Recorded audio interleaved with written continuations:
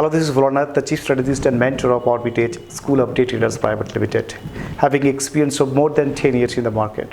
আপনি যদি অপশান নিয়ে খুব ইন্টারেস্টেড থাকেন, অপশান চেইন নিয়ে খুব ইন্টারেস্টেড থাকেন, ওপেন ইন্টারেস্ট নিয়ে খুব ইন্টারেস্টেড থাকেন, তাহলে আজকের ভিডিওটা আপনার জন্য।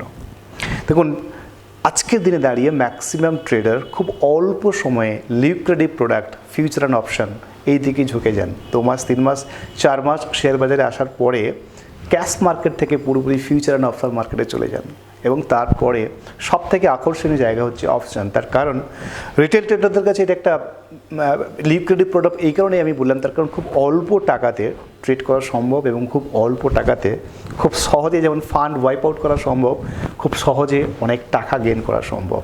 সেই কারণে অপশন, স্পেশালি অপশন স্ক্রিপ্টের দিকে ম্যাক্সিমাম ট্রেডারদের ঝোঁক থাকে। কিন্তু অপশন ট্রেডিং করতে গেলে আজকের দিনে একটা টেন্ডেন্সি হয়ে দাঁড়িয়েছে যে অপশন চেইন জানা, অপশন চেইন অ্যানালাইসিস করা উচিত, বা ওপেন ইন্টারেস্ট জানা উচিত। দেখুন, অপশন চেইন এবং ওপেন ইন্টারেস্ট নিয়ে কতগুলো মিথ রয়েছে মার্কেটে, আজকে আমি ব্লাস্ট করার চেষ্টা করছি। আপনারা যারা ভাবছেন যে অপশন চেইনটা যদি আমি শিখে যাই তাহলে মার্কেটের সাপোর্ট রেজিস্ট্যান্স বুঝে যাব, বা ওপেন ইন্টারেস্টটা যদি বুঝে যাই তাহলে মার্কেটের মুভমেন্ট বুঝে যাব, কথাটা কিন্তু পার্সিয়ালি ট্রু, কথাটা কিন্তু কিছুটা কারেক্ট, পুরোপুরি কিন্তু নয়। তার কারণ আমি এই কারণেই বললাম যে মিথ আজকে ব্লাস্ট করব। দেখুন, সাপোজ নিফটি এই মুহূর্তে 17,000-এর নিচে ক্লোজ হয়েছে। এখন যদি আপনি নিফটির ওপেন ইন্টারেস্ট দেখতে চান তাহলে কি হবে না, নিফটি 17,000-এ কত পরিমাণ কল রাইটিং হয়েছে, বা 16,800-তে কত পরিমাণ পুট রাইটিং হয়েছে, এগুলোই আপনি দেখবেন।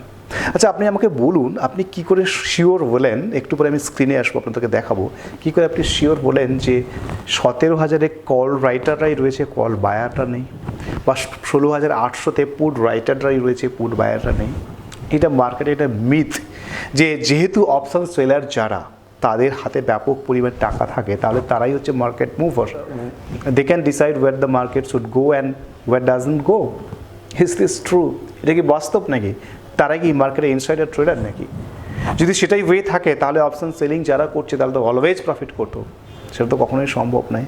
অপশন সেলাররা প্রফিট করে মূলত প্রিমিয়াম ডিকের কারণে, মূলত টাইম ভ্যালুর কারণে। তাদের পরে একটা রাত, দুটো রাত চলে গেলে যে প্রিমিয়ামটা পেয়ে যাচ্ছে সেটা হিউজ, সে কারণেই প্রফিটেবল। সে কারণে অপশন সেলাররা 70% টাইম অপশন বায়ারদের থেকে বেশি প্রফিট করতে পারে। কিন্তু অপশন সেলারদের থেকে অপশন বায়ারদের স্ট্র্যাটেজি এবং স্কিল অনেক বেশি দরকার, যেটা একজন রিটেল ট্রেডারের কাছে থাকে না।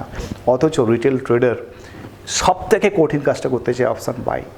অপশান বাই করতে গেলে আপনি ভাবুন, আপনার পরে মাত্র 30% রয়েছে, আর আপনার কাছে স্কিল রয়েছে ইউটিউবের কতগুলো ভিডিও, যে ভিডিওগুলো অত্যন্ত সাধারণ, অত্যন্ত কমন, সেগুলো দেখে আপনারা ট্রেড করছেন। দেখুন, আমি যাই হোক, আমি এই প্রসঙ্গে বলে রাখি, ওপেন ইন্টারেস্টের কিন্তু একটা ভ্যালু রয়েছে। ওপেন ইন্টারেস্টের ভ্যালু কীভাবে রয়েছে?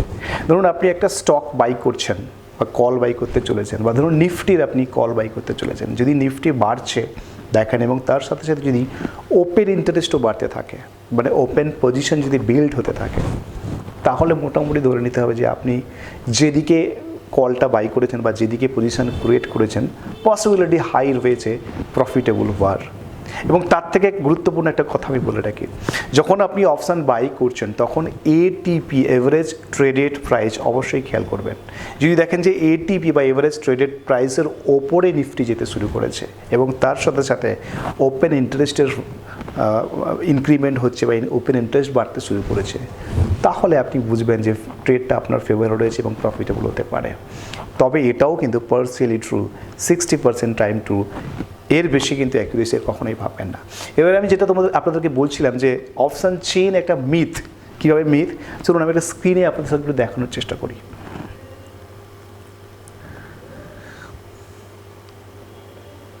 ধরুন এইটা নিফটি। এই নিফটি আজকে ধরুন এখান থেকে নিফটি আজকে পড়তে শুরু করেছে, এই লেভেলতে পড়তে শুরু করেছে, এবং নিফটি কন্টিনিউ পড়েছে। পসিবিলিটি রয়েছে কালকেরও পড়বে নিফটি। এখন এই কন্ডিশন দেখে যদি আমরা একটু অপশান চেনে যাই, ধরুন এটা অপশান চেন, এনএস কোয়ান্টসঅপ থেকে আমি অপশান চেনটা দেখছি। ধরুন এই অপশান চেনে গিয়ে যদি আপনি দেখেন তাহলে বুঝতে পারবেন, এক সেকেন্ড আমি একটু ডিলিট করে নিই। অপশান চেনে গিয়ে যদি আপনি দেখেন তাহলে বুঝতে পারবেন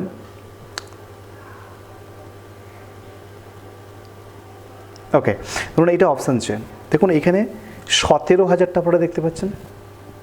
আমি যদি এখানে দেখাই আপনাদেরকে, 17,000টা আপনারা দেখতে পাচ্ছেন। এখন এই দিকে গ্রিন যেগুলো দেখতে পাচ্ছেন এগুলো হচ্ছে কল, আর এদিকে রেড যেগুলো দেখতে পাচ্ছেন এগুলো হচ্ছে পুট। এবার ধরুন এখানে দেখতে পাচ্ছেন আপনি 53,70,600 ওপেন ইন্টারেস্ট পুট।